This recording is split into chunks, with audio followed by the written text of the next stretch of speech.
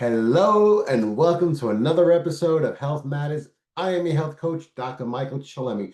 And on this episode, we're going to talk about something that everybody has in their house, and it's in the news today.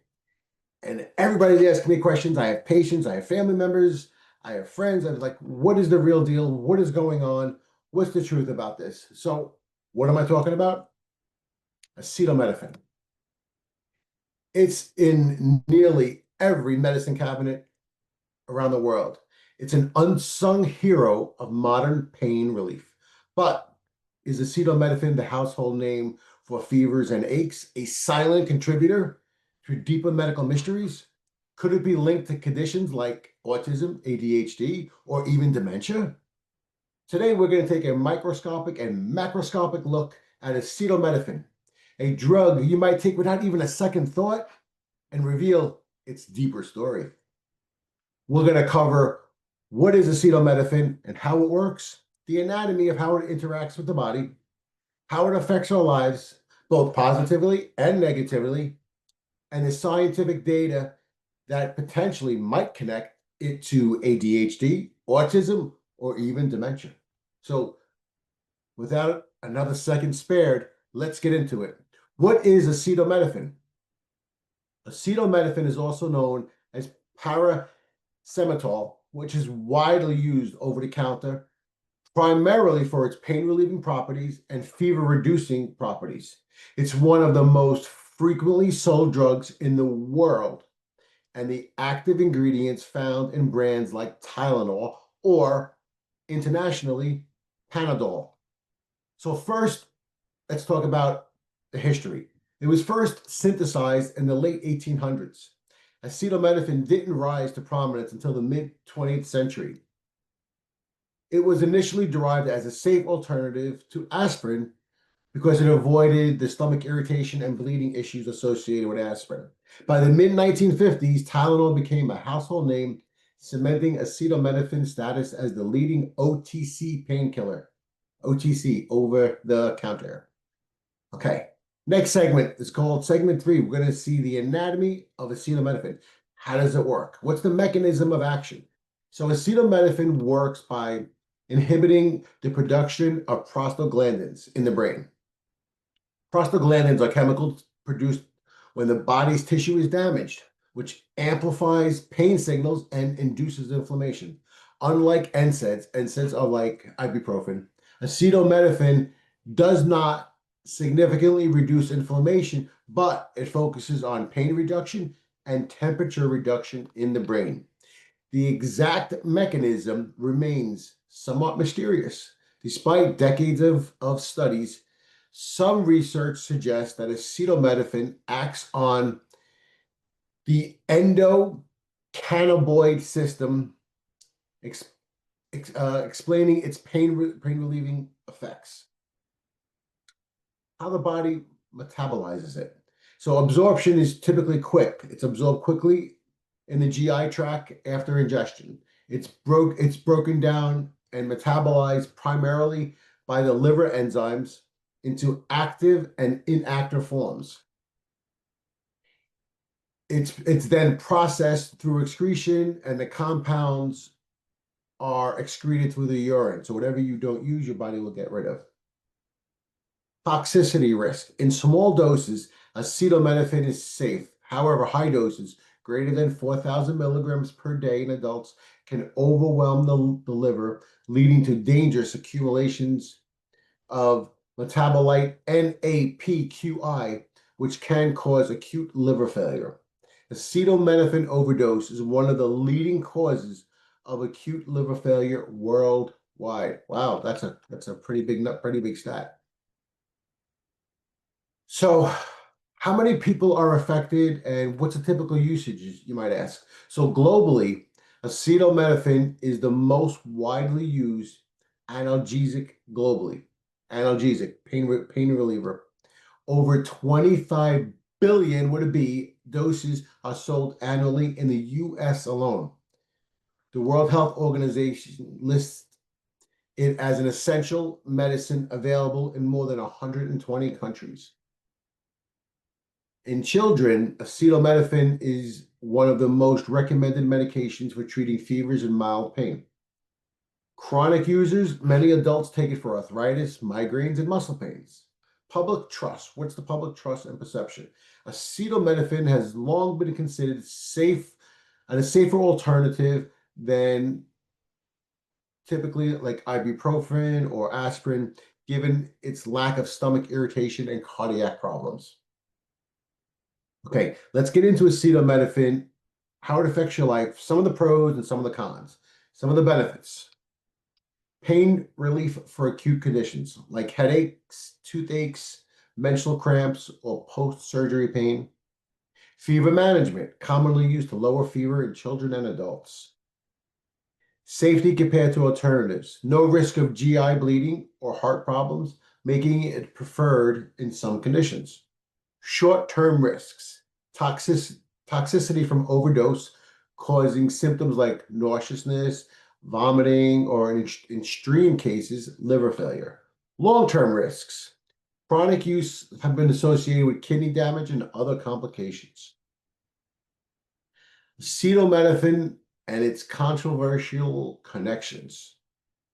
ADHD and autism. So recent research has popped up suggesting possible links between prenatal exposure to acetaminophen and higher risks of neurodevelopmental disorders such as ADHD and autism spectrum-like disorders.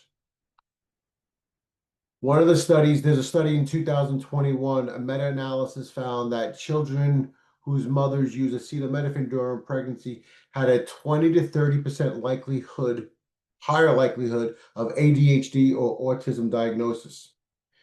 Proper mechanism, acetaminophen may disrupt fetal brain development by altering the immune response or oxidative stress levels. Correlations does not imply causation. Maternal acetaminophen use could be associated with other factors, illness, genetic predispositions, and so on. If we're talking about dementia now, studies exploring acetaminophen's relationship to dementia show mixed results.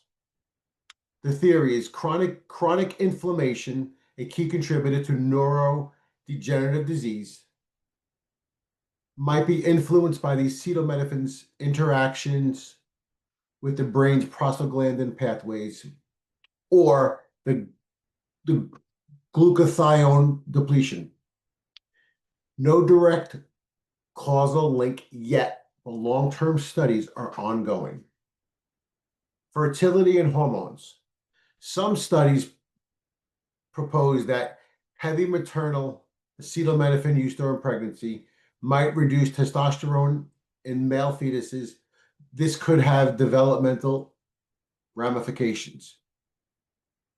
Endocrine disruptors, researchers is preliminary, and there really isn't great results on that.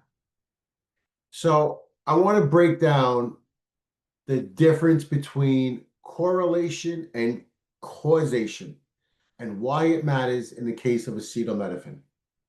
Because this is really what the controversy that we're hearing about right now is all about. Is there a correlation and is there a causation, and what does that really mean? Most people really don't understand. So let's get into it.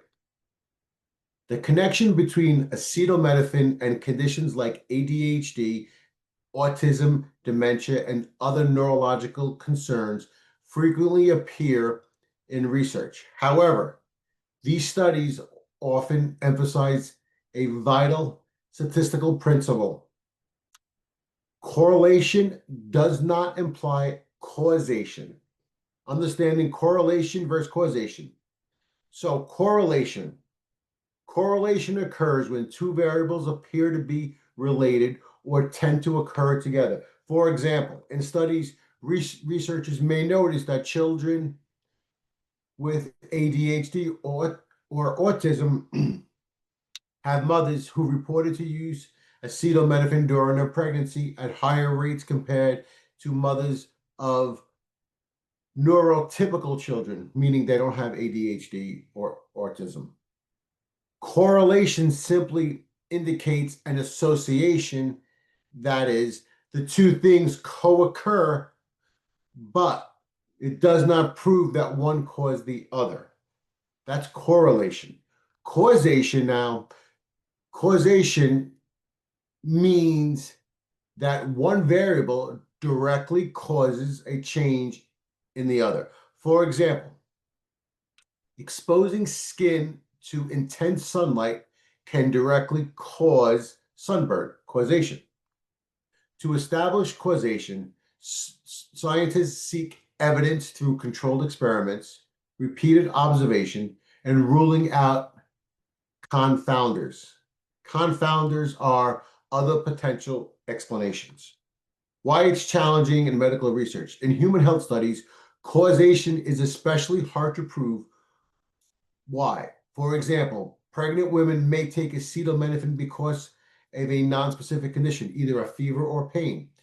And in this condition, rather than the acetaminophen use, could influence fetal brain development. This is called a confounding variable, meaning if the fever gets really high, or you might have a ton of pain, those things might correlate as well, and that might be part of the reason. That's what they're saying. Applying this concept to acetaminophen research. So the observed correlation between acetaminophen and ADHD and autism. Multiple studies have reported that prenatal acetaminophen use is associated with 20 to 30% higher likelihood of ADHD or autism diagnosis in children. The association holds across countries and demographic groups, strengthening the argument for real life link between the two variables. Possible alternative explanation. Confounders. Underlying conditions during pregnancies. Mothers who use acetaminophen during pregnancies likely experience pain, fever, or inflammation. Conditions that could affect fetal development themselves. Meaning those possible problems could be part of the problem as well. Genetic influences. ADHD and autism often runs in families. Genetic predispositions of the parents could contribute to these outcomes. Environmental factors. Exposure to other medications, toxins, or lifestyle factors during pregnancies, such as poor diet, stress, or smoking, might be contributing to the development of these conditions. What current research is showing is that acetaminophen use correlates with raised ADHD and autism risks, but causal mechanisms are still unclear. Researchers hypothesize that acetaminophen may alter the fetal's brain development by increasing oxidative stress or modulating the immune system, but these theories lack confirmation. Widespread evidence from controlled studies. So they are doing research right now, and they are trying to figure this out as far as the research. There might be people out there, and you know who that person is, who has jumped to the conclusion and threw the big red flag, which is why I'm actually doing this, because people are concerned and conflicted, and they don't know where to go, what to do. This is why I'm giving you this information. Okay, so let's talk about acetaminophen and dementia. The observed correlation. Some studies suggest that long-term acetaminophen might correlate with higher incidence of dementia in older adults. Chronic inflammation is the major contributor to dementia. If acetaminophen alleviates inflammation, it could theoretically have protective effects. However, excessive or inappropriate use could affect other bodily systems like oxidative stress in the brain. Possible alternative explanations. Confounders. The confounding variable. Underlying health issues. Individuals with chronic pain who are more likely to take acetaminophen may already have chronic conditions like cardiovascular problems or diabetes, which are known risk factors for dementia. Age as a factor. Older individuals are more likely to both take acetaminophen for joint pain, arthritis, and experience age-related cognitive decline. Thus, a direct cause and effect relationship is hard to determine. What current research shows is that there is insufficient evidence to suggest that acetaminophen directly contributes to dementia. Some studies observe a correlation, but no conclusive causation has been established to date.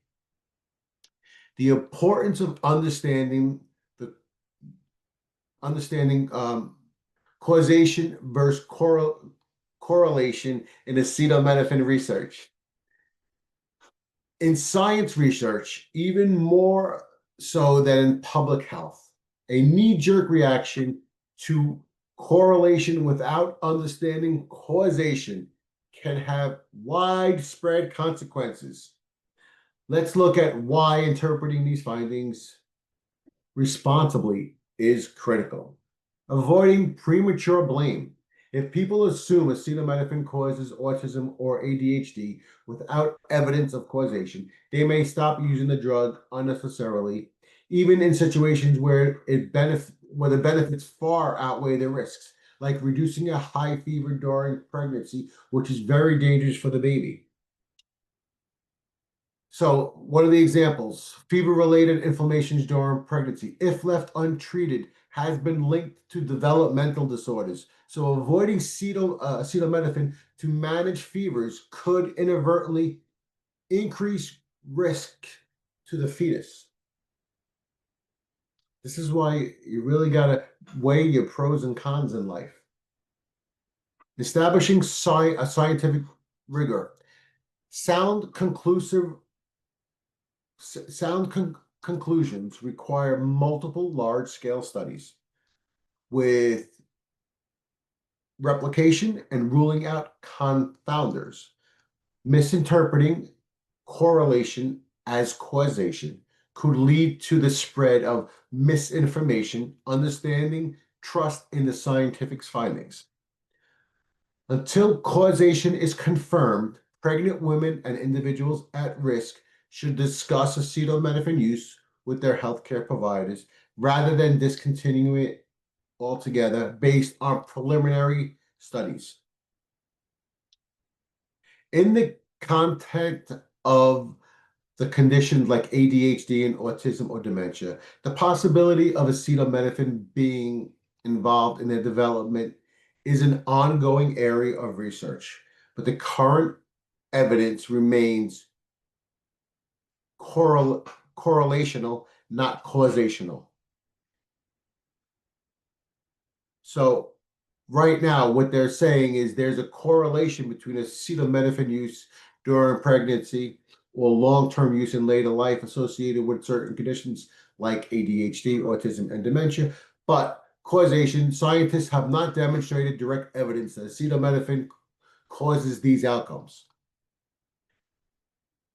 The existing correlations are a signal for further investigations, not fear. Studies will continue, and until strong causal links are confirmed, acetaminophen remains a safe and effective medication when used responsibly. And you must talk to your physician if you are pregnant or if you're concerned. This way you and them are on the same page. So what's the bigger picture? Balancing risk and reward. The debate on pregnancy. Should pregnant women avoid acetaminophen entirely? Most medical bodies, including the FDA, advocate caution, but stop short of banning its use.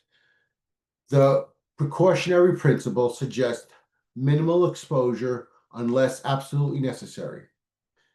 What's the public responsibility? While acetaminophen remains an extraordinary medical tool, it does warrant informed use. Overdoses are often preventable with better education and packing safeguards. So what are some of the key takeaways from this? Acetaminophen has become so embedded in our lives that we rarely stop to consider its ripple effects. For mild pain or fever reduction, it's a modern marvel. But as research points out, there are links with conditions like ADHD, autism, and dementia.